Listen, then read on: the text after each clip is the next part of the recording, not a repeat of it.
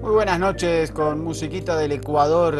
Iniciamos esta semana en Ojo con los Medios justamente porque hubo elecciones presidenciales, legislativas y referéndum en el Ecuador, y todavía tenemos que decir entre signos de preguntas que no sabemos si habrá segunda vuelta.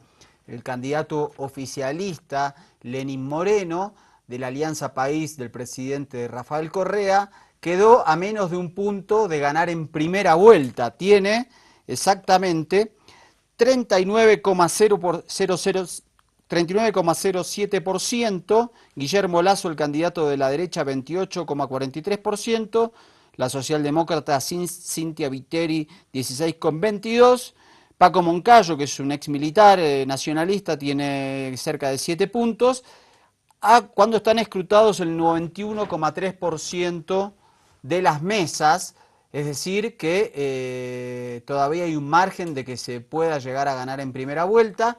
El Consejo Nacional Electoral informó que recién el jueves podrá determinar esta situación porque tiene 5,64% de las actas que tienen algún tipo de incongruencia. Esto es decir, por ejemplo, una mesa que tiene 231 electores y aparecen 235 votos, bueno, es un porcentaje bastante alto, por lo tanto necesita depurar esto y si vos querés lo podés ver incluso como lo tenemos ahora en la página del Consejo Nacional Electoral. Obviamente los sectores de la derecha, especialmente Guillermo Lasso, empezó a criticar esto, a llamar a la gente en las calles a protestar por esta situación, a exigir que haya resultados inmediatamente. Incluso tuvo algunas declaraciones periodísticas en las cuales decía que la Revolución Ciudadana era igual al chavismo. Este es un guión que todos conocemos, y que el Consejo Nacional Electoral estaba cooptado por personas de la Revolución Ciudadana. Este es un breve resumen de lo que fue la jornada del domingo en Ecuador. Lord, ¿cómo le va? Bienvenido. ¿Cómo le va, Mariano? Buenas noches, buenas noches a toda la gente que nos sintoniza a esta hora de la tarde, digo, de la noche, en la Vía Yala. Sí, Ecuador ha sido este fin de semana un punto de observación. Recordemos que ha habido una fuerte guerra mediática también para este proceso revolucionario. La gente ha elegido entre seguir o permanecer con los cambios que ha generado la gestión de Rafael Correa, o de pronto también pensar en ese cambio que muchos vaticinaban de la derecha para hacer ese proceso de cambio en Abya Yala bastante grande. Dicho esto, también quiero dar la bienvenida a nuestro comandante Andrés Salari, que se encuentra en Cobija. Confundí los lugares, estaba Andrés me pensando. llamo. Soy Andrés, Andrés Lor, ¿cómo le va? Andrés, ¿cómo le va? ¿Con tanta gente trabaja usted que se me confunde el oro o ya está viejo? Ya estoy viejo. Hoy yo también me confundí con un hombre, después le cuento. Bueno, yo estoy acá en Cobija, donde presentamos hace un rato el Cártel de la Mentira, hicimos una pequeña charla con la gente también, así que seguimos en la discusión y el debate de todo este tema en torno a esta jornada del 21F que se da mañana. Sobre las elecciones en Ecuador es muy importante porque si el candidato de la Revolución Ciudadana no gana en primera vuelta, es bastante probable que pierda en la segunda. Este es el gran dato, ¿no?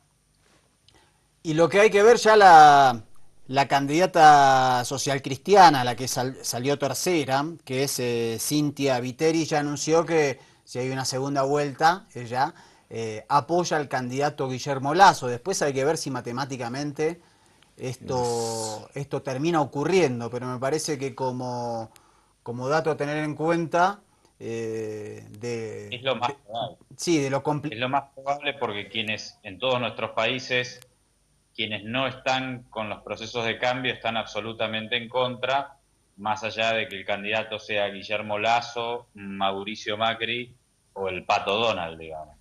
Sí, lo que quería recordar era la elección que hubo en El Salvador, la que gana Sánchez Serén. Sánchez Serén gana en primera vuelta con 49 y pico de por ciento, es decir, a menos de un punto de haber ganado en primera vuelta, y se daba por descontado su victoria, y terminó ganando por un punto, es decir, solamente sumó un Un puntito poquito y más. pico más.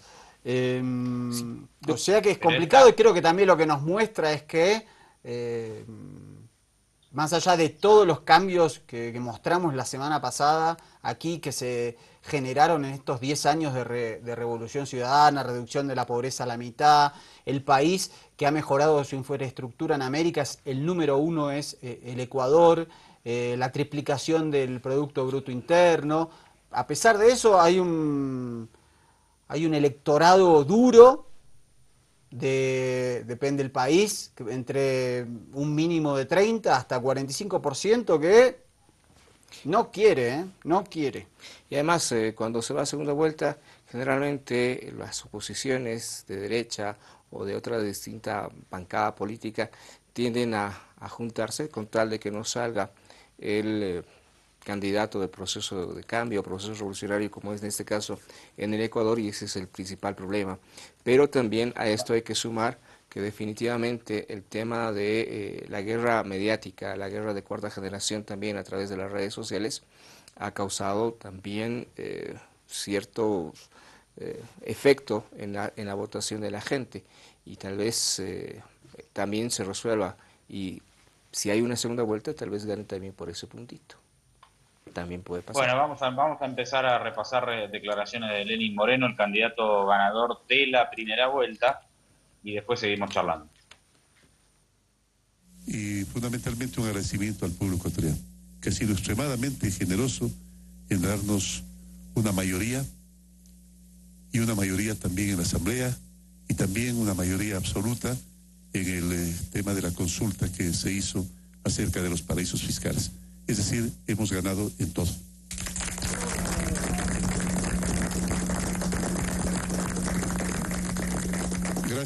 Gracias a los ecuatorianos por haber vivido esta fiesta democrática en paz, porque así debe ser.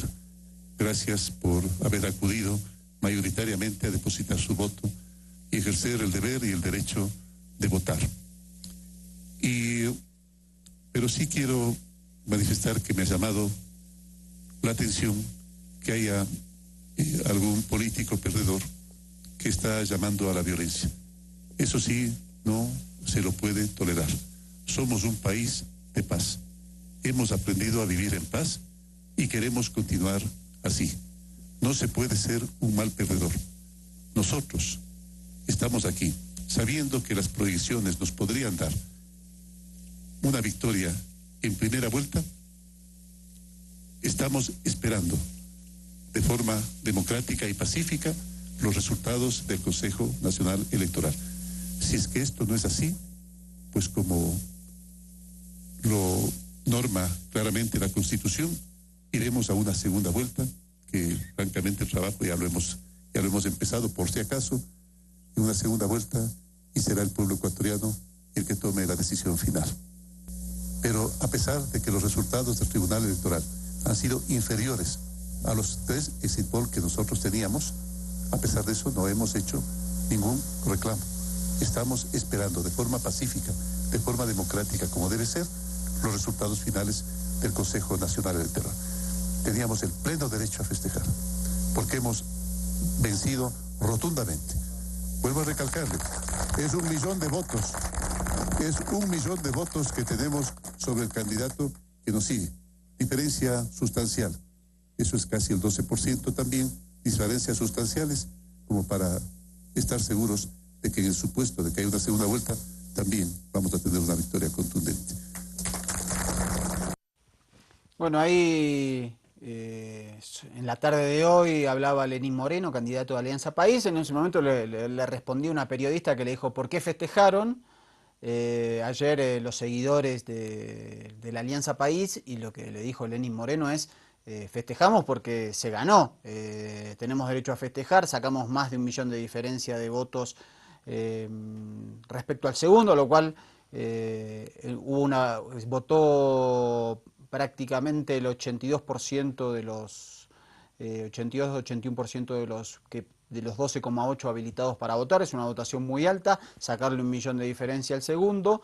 Y en el siguiente testimonio, Lenín Moreno cuenta que tienen derecho a festejar porque ganaron en las 3 votaciones que hubo en el día de ayer. Lo vemos y lo escuchamos. Tenemos este momento seguros 76 asambleístas, lo cual también da una mayoría absoluta. Una mayoría absoluta, lo cual es importante, queridos ecuatorianos, porque eso va a asegurar la gobernabilidad, la buena relación que debe existir entre el poder legislativo, la función legislativa, perdón, y la función ejecutiva. Gobernabilidad. Va a continuar la buena gobernabilidad. Ya se han comunicado conmigo y yo también me he comunicado con algunos de ellos, de las personas que han participado, de los grupos políticos que han participado en la contienda electoral, con el fin de conversar, con el fin de hablar, con el fin de dialogar. El diálogo, el consenso, los acuerdos mínimos, el escucharse, el oírse, el entenderse y sobre todo el incluirse son factores fundamentales dentro de la democracia. La democracia no la hace únicamente un grupo político, por más poderoso o por más multitudinario que este sea. La democracia se la hace con el concierto, inclusive con las fuerzas de oposición. Ahora es importante destacar el optimismo que mantiene Lenín Moreno, el mismo optimismo que mantengo yo, de esperar hasta los resultados finales, pero con resultados finales positivos. Y hay que esperar, dice, esos datos finales. Escuchemos a Lenín Moreno. Entiendo que la duda es por falta de conocimiento de la norma, porque el momento en que hay inconsistencia en actas, ese momento, la única entidad que puede decidir acerca de lo que se debe hacer es la Junta Electoral. Esa Junta Electoral. Como esas juntas electorales el día de ayer trabajaron, entregaron sus reportes y prácticamente como ya era tarde se fueron a su casa, había que esperar a los días de hoy y mañana para que esas juntas se reúnan. No se olvide que la mayoría de esas juntas pertenecen a la ruralidad. Y en la ruralidad siempre hay un poco más de dificultad en explicar, en entender las cosas de manera adecuada como para poder hacer el trabajo de mejor manera, no porque ellos tengan menor capacidad de entendimiento, sino porque hay más dificultad inclusive en encontrarlos. Porque claro, ustedes entenderán que las personas que pertenecen a la Junta no únicamente se dedican a la actividad electoral, pues, sino que además tendrán otras actividades de trabajo y todo lo demás. Entonces, por eso entiendo yo que el presidente del Consejo Nacional Electoral se ha dado un plazo de 3 días como para poder reunir esas juntas, que esas tomen las decisiones de qué hacer en los casos de las inconsistencias. A veces hay un voto de más, un voto de menos, qué hacer en caso de una firma, de una suma mal realizada, etcétera, etcétera. Es el proceder democrático y es el proceder constitucional. La otra. Bueno, ahí resta entonces, el jueves se sabrá si hay segunda vuelta, falta escrutar el 8% de las mesas electorales y ver qué pasa con ese 5% que presenta inconsistencias, que no tiene que ver con cuestiones de fraude sino con diferencias en los números entre los votos y los que dicen las actas. Andrés. Desde ya anticipamos un escándalo nacional si el día miércoles o jueves la Autoridad Electoral del Ecuador anuncia que hay una victoria oficial en primera vuelta con un 40.2 o 40.3, porque los 10 puntos de diferencia ya lo tiene y la oposición va a gritar fraude si hay un anuncio de nuevo de la Autoridad Electoral diciendo que hay una victoria en primera vuelta, siempre y cuando ese 8% le garantice el puntito que necesita, que no es tampoco, no lo veo nada fácil, ¿eh? Vamos a esperar, hay que esperar a ver los resultados. Está sobre el límite, digamos. Tiene que ver mucho a ver cómo se desenvuelven, sobre todo las actas, que siempre son las últimas que llegan, que son las de las áreas rurales. Es como decís, si pasa el 40%, lo va a pasar por centésimas.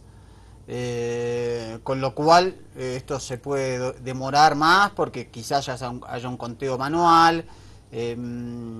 Lasso ya... Ahora, sí, estamos en una serie de elección tras elección donde las diferencias se dirimen por una mínima expresión siempre últimamente, ¿eh?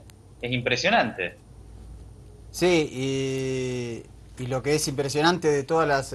sea cual sea el tipo de balotaje que haya en las elecciones, el de Argentina peleadísimo, el 21F peleadísimo, Maduro, Capriles hiperpeleado. Medio puntito. Sí, sí, está, bueno, ahora Ecuador no Estados Unidos, Ecuador no está peleado, el pero Brexit. hay que ver qué pasa en segunda vuelta, que si hay segunda vuelta va a ser muy peleada también. Usted es poco optimista, doctor. Claro. Yo pienso que más bien va a haber va a ganar Lenín Moreno en primera vuelta.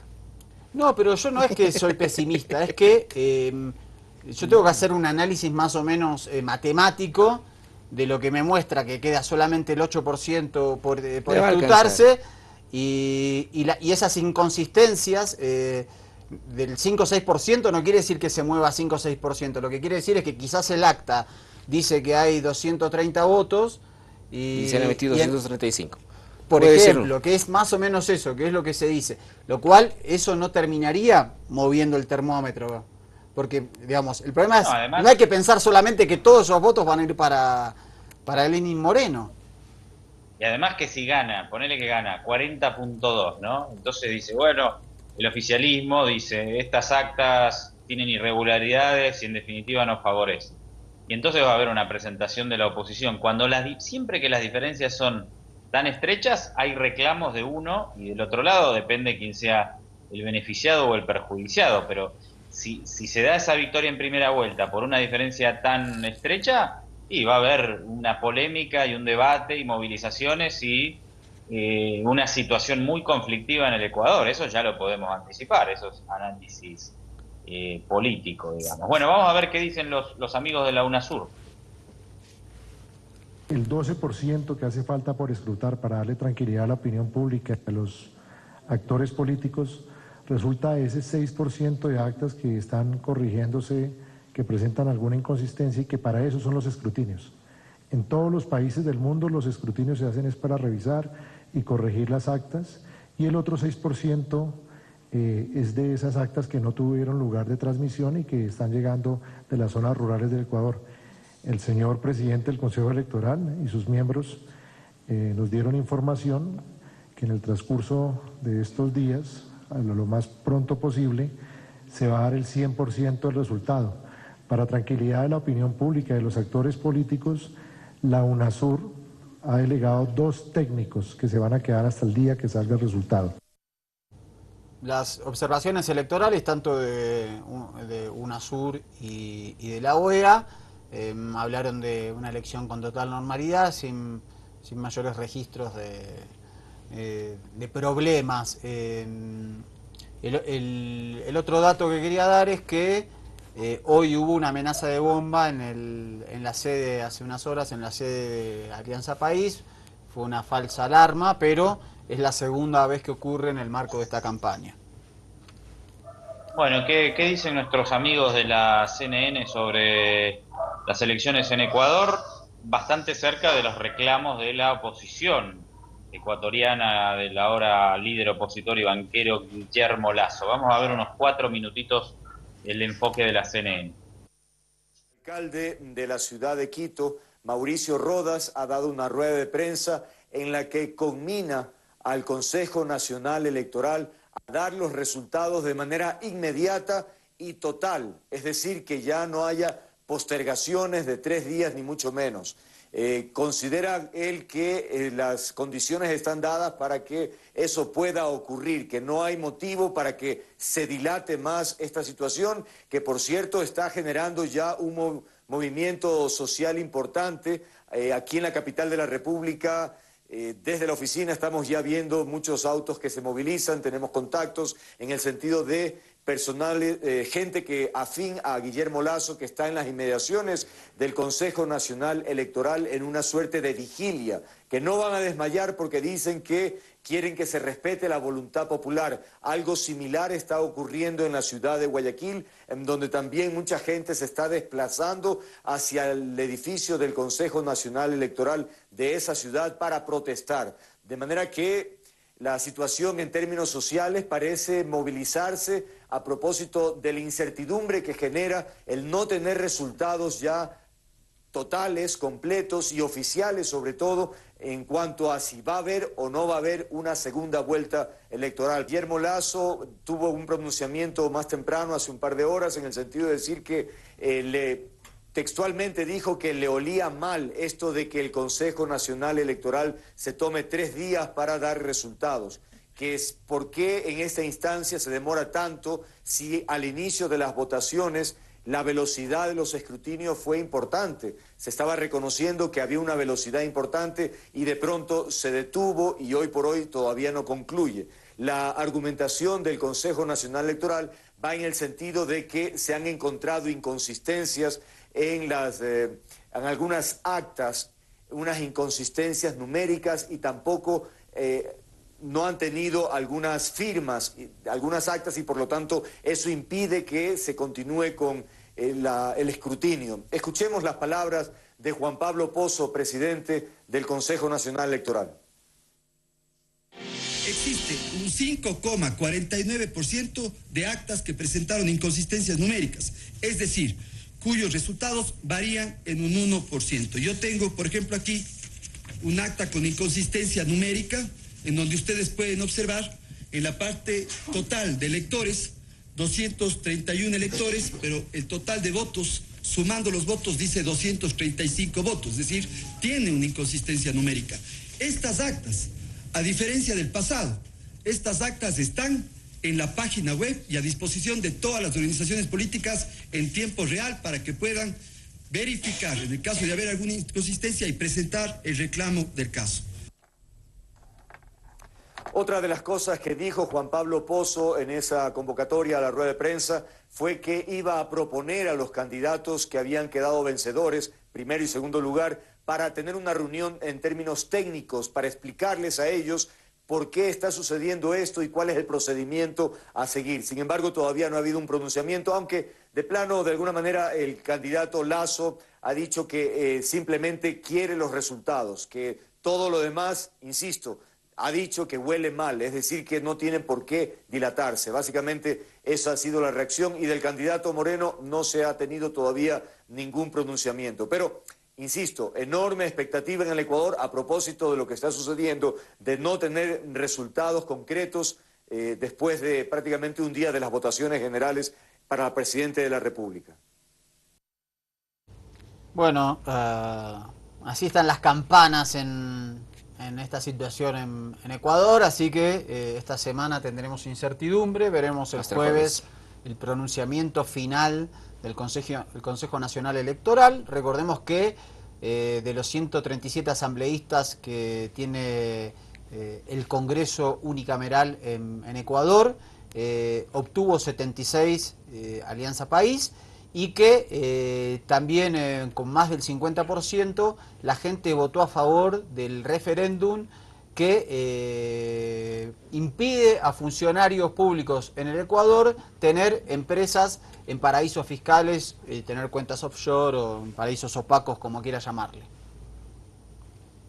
Bueno, ahí ahora cortando un poquito el tema Ecuador, pero lo que tiene que ver con la imagen de gobiernos líderes en la región, una última encuesta que habla de Lula da Silva. ¿Será candidato efectivamente en Brasil? Sí, y efectivamente tiene mucho que ver con lo que venimos hablando de estas peleas o este choque entre procesos de cambio y restauración conservadora. Lula se dispara en las encuestas, lidera con 30,5 puntos, y todos los otros candidatos han bajado. Marina Silva, que antes estaba a unos 7-8 puntos de Lula, ahora tiene 11,7. Creo que el dato que da bastante terror es que Jair Bolsonaro también tiene 11 puntos.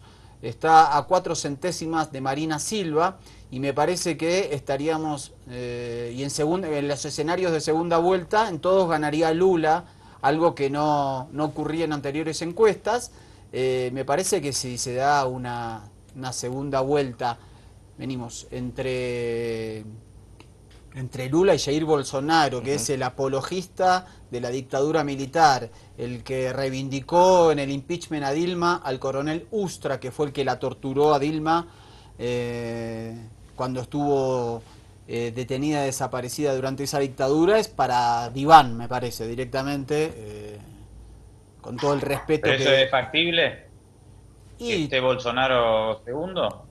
Es que está segundo junto con Marina Silva. Tiene 30 puntos, 30,5 puntos Lula, 11,7 puntos Marina Silva, 11,3 puntos Jair Bolsonaro, y más abajo están Aécio Neves, Serra, el propio Temer con 3 puntos. Además, como Yo creo, bueno, me animo a anticipar, es difícil hacer, pero me da la impresión de que lo que pasa es que los candidatos, los que están segundos o terceros, están muy débiles, ¿no? Pero todos, en todo caso, tienen una intención de voto bastante baja, excepto Lula. Sí. Lo que pasa es que también está esta cuestión de que quienes no apoyan a Lula por esta cuestión de la crispación que generan estos procesos, quienes no los apoyan se oponen radicalmente, ¿no? Entonces entenderíamos que Lula tiene una imagen negativa muy fuerte, y lo mismo le pasa a Cristina Fernández de Kirchner. Sí, pasa que también los otros candidatos Demasiado ven bajo. Brasil demasiado bajo y también tienen una imagen negativa fuerte. Aécio Neves. Inclusive la señora Marina Silva, porque tuvo ya su oportunidad y también hubo problemas por ese lado también. Sí, Marina Silva, pero dentro de todo es la que menos imagen negativa tiene de todos los candidatos que ¿Opositores? hay. Sí, pero de todos los candidatos opositores es la que menos imagen negativa tiene, y eso en una segunda vuelta.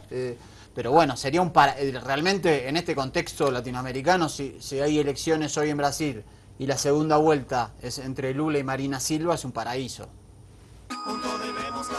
Volvemos acá abajo con los medios y le damos paso al único señor en este espacio que tiene su propia sección. Muchas gracias. Bueno, vamos a hablar de esta notita muy interesante. Se descubre un nuevo continente. Ahí va a ir nuestro camarada Maduro a hacer un muro. ¿Sí? O por lo menos a hacer algo, porque Trump no lo deja ir a la NASA para irse a Marte. Así que veamos este nuevo continente.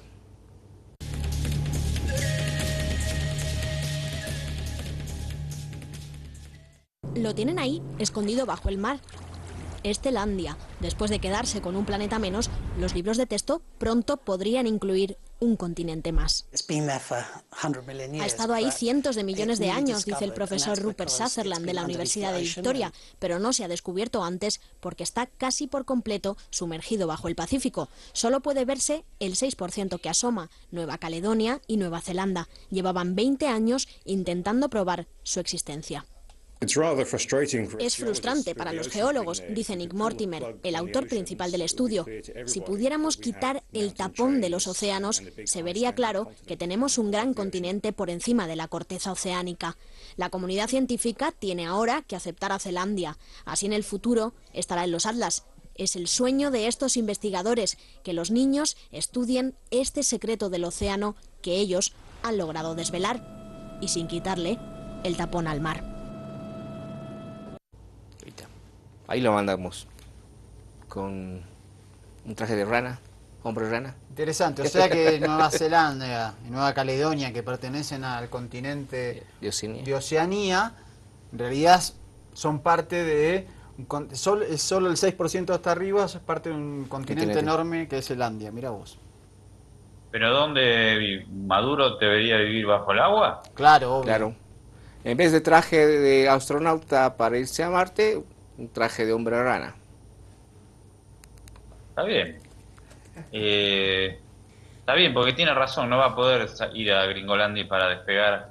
Bueno, en algún lado Maduro va a terminar, o bajo el agua o en la estratosfera, pero en algún lado lo vamos a liquidar. ¿Está de acuerdo? Empecemos a buscarle branquias a Maduro. Sí, me dice, no sabe lo que es branquias. Branquias es lo que utilizan los peces para poder respirar. Esas cositas acá. No tienen nuestro sistema respiratorio, sino que vio cuando hace el pez, hace acá al costado. ¿Sí? Esa es su manera de respirar. Bueno, ojalá algún rato vamos a descubrir esa cosa también. Bien, pasemos a hablar de nuestro amigo Donald Trump. Sí. ¿Qué anda el hombre? Sí, pasa lo que ahí siempre hemos mostrado muchos animales que se ponen locos con Donald Trump, como le pasa ahí al fondo. Bueno, tapa de Der Spiegel, el prestigioso semanario alemán, que quiere decir El Espejo. Donald Trump, con un cuchillo de cocina y en una mano y en la otra la cabeza de la Estatua de la Libertad sangrando. Así hizo la portada de Der Spiegel, y el prestigioso de New Yorker utilizó otra imagen un poco más sutil, pero con el mismo estilo, que es la llama de la Estatua de la Libertad apagada y sacando humito. O sea que hay, por lo menos en algunos medios, periodismo prestigioso, una idea común sobre hacia dónde va Donald Trump. Ok, y a propósito, el amigo cumple un mes. Hoy. Los primeros 30 días en el gobierno de Donald Trump. Hay por ahí un reportecito de la televisión española, a ver qué dicen. Lleva un mes en la presidencia y de momento su índice de aprobación popular no llega al 40%. Es el más bajo en 3 décadas, aunque entre los republicanos cuenta con un apoyo mayoritario del 84%. Para sus votantes, Trump está cumpliendo sus promesas, retirando a Estados Unidos del Tratado de Libre Comercio Transpacífico, impulsando la ampliación del muro en la frontera, que dependerá del Congreso, e iniciando la demolición de la reforma sanitaria de Barack Obama, que también requerirá trámites en el Capitolio.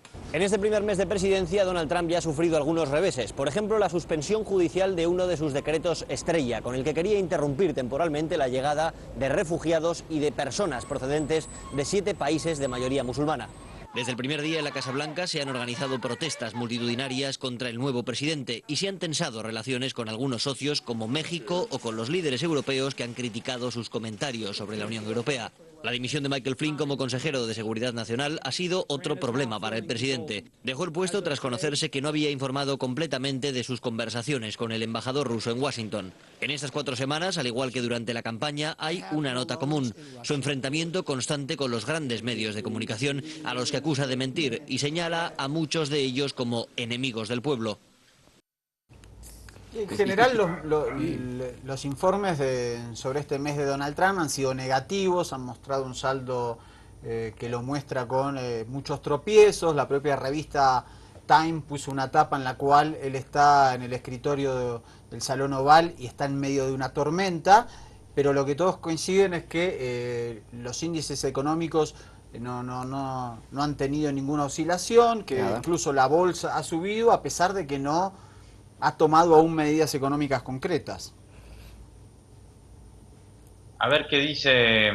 Hay una guerra no declarada, o no sé si no está declarada, pero anda ahí dando vueltas, entre Donald Trump y la cadena CNN. Recuerden, hace un mes pusimos al aire esa famosa conferencia de prensa donde Trump echaba o no le daba la palabra a un periodista de CNN. Hay una relación muy tensa.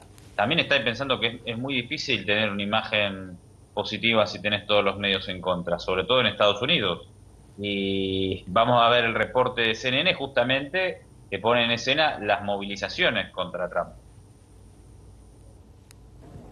Decenas de neoyorquinos se concentraron este lunes aquí en el Parque Central en la ciudad de Nueva York como parte de una jornada nacional de protesta contra el presidente Donald Trump, que ha sido denominada No es el día de mi presidente.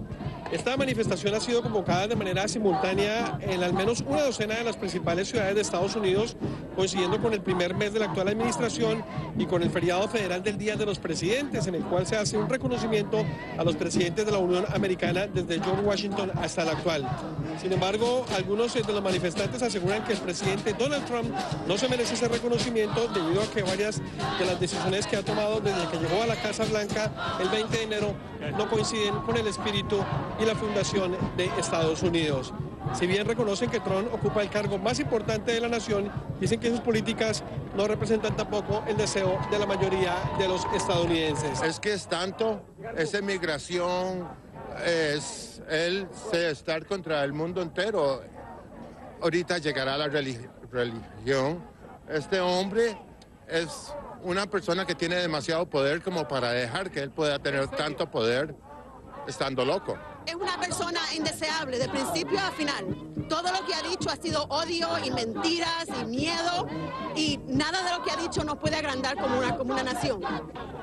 Y en esta manifestación aquí en el Parque Central también se hizo presente un grupo de personas que apoyan al presidente Donald Trump y que piden que se le reconozca como el presidente de los Estados Unidos. Dicen que se le debe dar tiempo para que cumpla con todas sus políticas Y ellos han hablado también de las políticas hacia los latinos. Por eso también algunos de los latinos que apoyan a Donald Trump estuvieron aquí presentes con ellos. Déjalo que él haga su trabajo, ya van 30 días, dale 100 días para que haga su trabajo. Él está trayendo los trabajos para atrás. Nosotros hispanos, no importa qué nación, vamos a trabajar juntos como americanos. Y los americanos tienen que venir primero. Si la gente quiere venir, que esperen su turno. Yo vine aquí en 90, esperé 10 años para ser ciudadano de este hermoso país. Y justamente aquí frente al hotel y la torre Trump, que está ubicada en el Parque Central, estos manifestantes han indicado que movilizaciones como esta van a continuar en los próximos días y ya se está anunciando una para el próximo 8 de marzo coincidiendo con el Día Internacional de la Mujer. Ese día se va a realizar el Día Sin Mujeres y también el 1 de mayo, cuando se celebra el Día del Trabajo en la mayoría de países del mundo, con excepción de Estados Unidos, también se ha anunciado una movilización por parte de trabajadores e inmigrantes. Gilbert Vega, CNN, Nueva York. Y otro espacio de presión de la nueva administración en Washington es la OTAN. Ahora su vicepresidente Mike Pence le dijo a la Unión Europea y a Canadá que si quieren permanecer en la organización del Tratado del Atlántico Norte hay que poner más platita, informa Televisión Española. Pence se reunió con los presidentes del Consejo Europeo Donald Tusk y de la Comisión Jean-Claude Juncker, a quienes trasladó el mensaje de que la nueva administración norteamericana está fuertemente comprometida con la Unión Europea. También con la OTAN, ha dicho después de reunirse esta tarde con su secretario general Jens Stoltenberg, pero en este caso ha advertido de manera contundente que los aliados europeos y Canadá deben gastar más en defensa para no agotar la paciencia, ha dicho, del pueblo americano. A instancia del presidente Obama, recordemos, hay un compromiso de los estados para llegar al 2% del PIB en 2024, pero hoy Mike Pence ha elevado la presión y metido prisa. Su país quiere que el esfuerzo se note ya este mismo año. El presidente de los Estados Unidos y el pueblo estadounidense esperan que nuestros aliados cumplan su palabra y hagan más en nuestra defensa común. El presidente espera un progreso real para finales de 2017. Los europeos no pueden pedir a Estados Unidos que se comprometa con su defensa si ellos mismos no están dispuestos a incrementar su compromiso. Otro de los frentes. Y había mucha polémica en torno a la relación de Trump con la OTAN porque hizo declaraciones contra la OTAN. Así que acá le pide más plata el gobierno, su vicepresidente, pero a la vez le da un reconocimiento también y dice que Estados Unidos nunca se alejará de la OTAN. Así que hay una negociación ahí, ¿no? Porque además le está pidiendo más colaboración a los países, a los aliados europeos. Sí, claramente, ¿no? La OTAN, una organización creada a posteriori de la Segunda Guerra Mundial, en el marco de la Guerra Fría, hoy, digamos, es un instrumento donde hay cientos de bases militares de Estados Unidos en Europa, muchas de ellas muy cerca de Rusia, de países que eran satélites de la Unión Soviética y que dejaron de serlo y están más cerca de Occidente. Es una organización vital en el marco de la nueva Guerra Fría. Y además esto demuestra también, que Donald Trump anda en dos polos, las marchas y este tipo de declaraciones que pide también y pone tensas sus relaciones internacionales. Al final veremos qué es lo que sucede y cómo se disuelve este tipo de cosas. Hacemos una pequeña parada en Irak, ¿les parece? En Mosul. Vamos, nota número 15, en este caso Vicent Montagut, que es el director del periódico Público en España, un periódico de izquierdas progresistas, fue enviado a Mosul, para Telesur, donde se están dando las últimas batallas para recuperar esa ciudad clave en Irak. Lo vemos. Es la hora cero que esperaban las Fuerzas Armadas iraquíes y las milicias variopintas que le apoyan en el combate contra el Daesh. A las 8:15 de la mañana en Irak iniciaron la ofensiva terrestre sobre la franja oeste de Mosul. Como respuesta, los yihadistas han vuelto a atacar la zona este de la ciudad con granadas y aviones no tripulados. La granada estalló muy cerca de mí y me alcanzaron grandes trozos de metal ardiendo. Me han dicho que en el mismo ataque hubo muchos heridos y también víctimas mortales. Mi primo es uno de los muertos. A veces estos atentados no causan muchas víctimas, pero tienen un efecto psicológico devastador sobre la población. Las bombas que lanzan los terroristas del Daesh con aviones no tripulados y morteros van cargados con mucha metralla, piezas metálicas que se incrustan en los cuerpos de la gente. La ofensiva terrestre agrava la crisis humanitaria en esta zona que ya ha sido escenario de fuertes combates. Entre escombros y montañas de basura sigue todavía el cadáver de un combatiente del Daesh pudriéndose al sol. Hay muchas familias traumatizadas que necesitan con urgencia suministros básicos. Las organizaciones humanitarias locales almacenan aquí la poca ayuda que está llegando y denuncian la falta de cooperación internacional. La situación en Mosul es crítica. Necesitamos mucha ayuda. Si las organizaciones internacionales no se mueven rápido, perderemos a más gente porque los ataques del Daesh se están incrementando. Para descubrir otras cicatrices que deja la guerra en Irak, hay que desplazarse unos 10 kilómetros al sur de Mosul. Llegamos a Bartela, una de las aldeas cristianas más antiguas del mundo, habitada por asirios desde el siglo I. Esta pintada todavía recuerda que el Daesh solo dejó a sus habitantes 3 opciones: convertirse al Islam, pagar un impuesto religioso o ser ejecutados. Y esta estatua, con el rostro destruido y las manos amputadas, muestra la crueldad con la que profanaron y saquearon sus iglesias. Antes de la ocupación estadounidense había 1,5 millones de cristianos en Irak y ahora quedan 300.000. La destrucción en este templo es sobrecogedora porque no es el resultado de ataques aéreos o combates cuerpo a cuerpo. Los yihadistas del Estado Islámico saquearon e incendiaron este templo de manera deliberada. 13 años de guerra casi permanente no solo están destruyendo el presente y el futuro de Irak, sino un pasado inmensamente rico en culturas milenarias. Vicent Montagut y Romina Peñate, Telesur, Bartela, Irak. Bueno, más que interesante este informe, muy completo y con también un rastreo de lo histórico en esa ciudad. Y ese dato me pareció significativo, ¿no? Porque bajo la dictadura terrible de Saddam Hussein vivían más de 1 millón de cristianos y ahora quedan 200 o 300.000, un dato muy importante. Les mando un abrazo desde acá de Cobija, yo me despido aquí, sin olvidarme, ya casi se me pasaba, que en este escenario, Mariano Lord, de procesos de cambio, procesos progresistas, revolucionarios, llamémosle como le querramos llamar, versus restauración conservadora, mañana probablemente, y ponemos el aviso, mañana estaremos viendo la cobertura, pero hay una movida fuerte de los sectores conservadores porque el secretario general de la Organización de Estados Americanos, el uruguayo Luis Almagro, del que ya hemos hablado bastante en Ojo con los Medios el año pasado, estaría recibiendo un premio en Cuba.